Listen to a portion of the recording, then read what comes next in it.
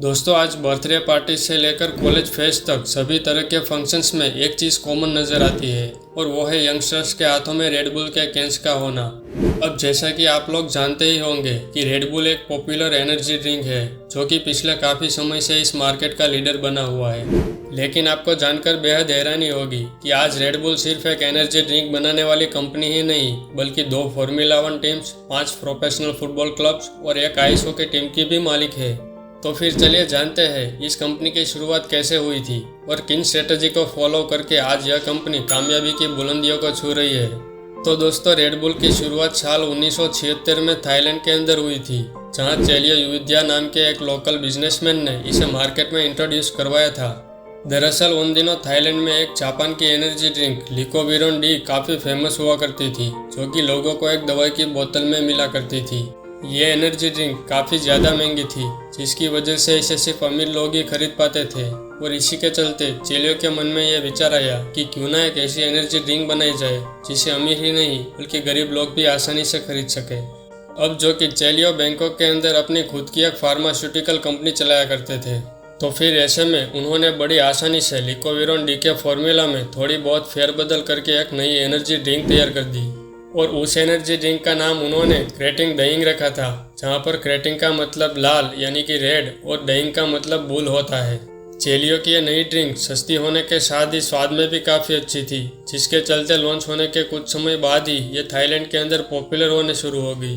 इसके अलावा चेलियो ने अपनी इस ड्रिंक की मार्केटिंग पर भी काफ़ी मेहनत से काम किया, जैसे कि उन्होंने थाईलैंड में होने वाली लोकल थाई फाइटिंग कंपटीशन को स्पॉन्सर करना शुरू कर दिया और उनके इन्हीं सब प्रयासों से सिर्फ कुछ सालों के अंदर ही क्रेटिंग दहिंग थाईलैंड की नंबर 1 एनर्जी ड्रिंक बन गई।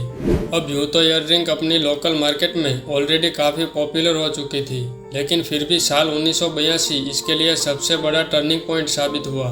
दरअसल हुआ यह कि साल 1982 के दौरान फेमस ऑस्ट्रियन बिजनेसमैन डीट्रिच ने थाईलैंड का एक सफ़र किया और लंबी प्लेन यात्रा की वजह से वो जेट लैग का शिकार हो गए। दरअसल जेट लैग प्रॉब्लम में होता क्या है कि जब बहुत सारे लोग लंबी हवाई यात्रा करते हैं तो फिर अलग अलग वातावरण की वजह से उन्हें नींद न आना, चक्कर और सर दर्द जैसी बहुत सारी प्रॉब्लम्स हो जाती है। अब थाईलैंड आकर जेट लैग के प्रॉब्लम से डीट्रिच जूझ रहे थे, तभी उन्हें किसी ने सजेस्ट किया कि क्रेटिंग दहिंग पीने से उनकी यह प्रॉब्लम ठीक हो जाएगी और इसीलिए उन्होंने तुरंत ही इस एनर्जी ड्रिंक की एक बोतल पी ली और इस ड्रिंक को पीते ही उनका जेट लैग वाकई में तुरंत ठीक हो गया। डीट्रिच को यह ड्रिंक इतनी पसंद आई थी कि उन्होंने उसी समय तय कर लिया था कि वो इस ब्रांड को थाईलैंड से अपने देश ऑस्ट्रिया ज़रूर लेकर जाएंगे। लेकिन अपनी आर्थिक स्थिति के चलते वो इस काम को अकेला नहीं कर सकते थे। असल में डीट्रिच उस समय ब्लेंडेक्स नाम की एक टूथपेस्ट बनाने वाली कंपनी के अंदर मार्केटिंग की जॉब किया करते थे। यहाँ तक कि थाईलैंड में भी वो अपनी इसी जॉब के काम के लिए आए हुए थे। इसीलिए उन्होंने क्रेटिंग दहिंग के मालिक चेलियो के साथ में एक मीटिंग की और उनके एनर्जी ड्रिंक को ऑस्ट्रिया में लॉन्च करने का अपना प्लान बताया। अब चेलियो को डीट्रिच का वो प्लान पसंद आ गया, जिसके बाद दोनों ने $500 मिलियन लगाकर एक नई कंपनी शुरू की, जिसमें कि दोनों 49% के मालिक बन गए थे, जबकि बचे हुए 2% की ओनरशिप चेलियो ने अपने बेटे को दे दी थी। साथ ही दोनों की सहमति से यह भी तय हुआ कि कंपनी को डीट्रिच चलाएंगे।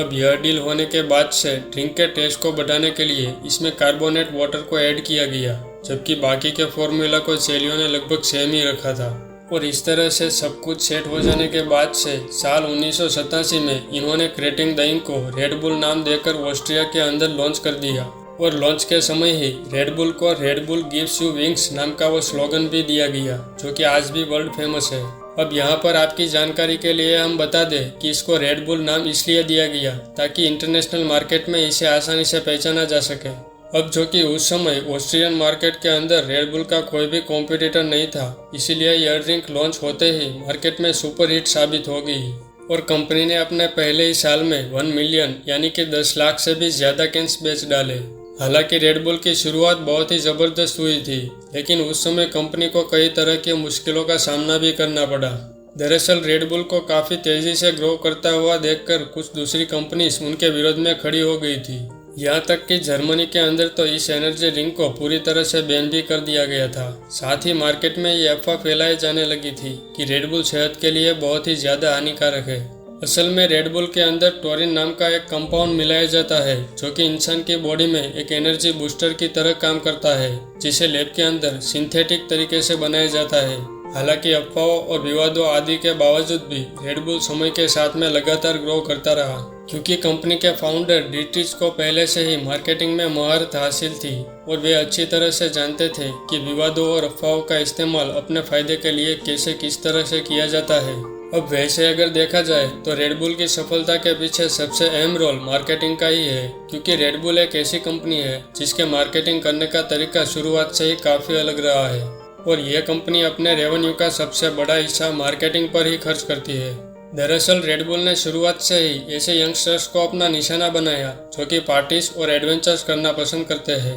और इन लोगों को टारगेट करने के लिए रेडबुल ने कई अलग अलग तरह की मार्केटिंग टेक्निक्स भी अपनाई थी, जैसे कि स्कूल, कॉलेज, बीच और जिम आदि के बाहर जानबूझकर ऐसी गाड़ियों को खड़ा कर देना जिसमें कि रेडबुल की एक बहुत बड़ी सी कैन रखी हुई होती थी और लोग इन गाड़ियों से मुफ्त में ही रेडबुल का सैंपल टेस्ट कर सकते थे।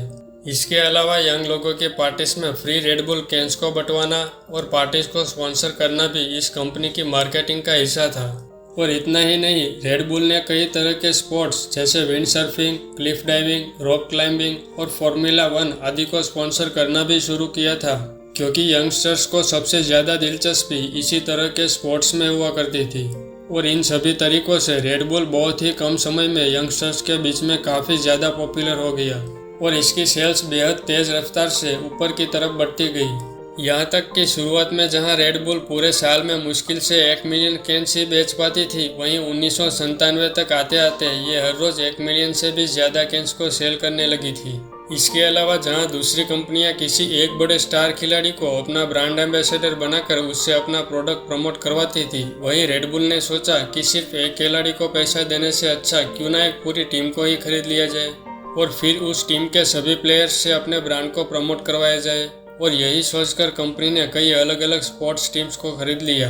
जिसके चलते आज Red Bull football, formula 1, ice hockey और स्केटबोर्डिंग जैसे 11 अलग अलग स्पोर्ट्स की 17 से भी ज़्यादा टीम्स को ओन करती है। और इन टीम्स में खेलने वाले सभी प्लेयर्स रेडबुल को पूरी दुनिया में ही प्रमोट करते हैं। इसके अलावा रेडबुल दुनिया में बनाए जाने वाले अलग अलग तरह के वर्ल्ड रिकॉर्ड आइटम को भी कवर्ड और स्पॉन्सर करती है।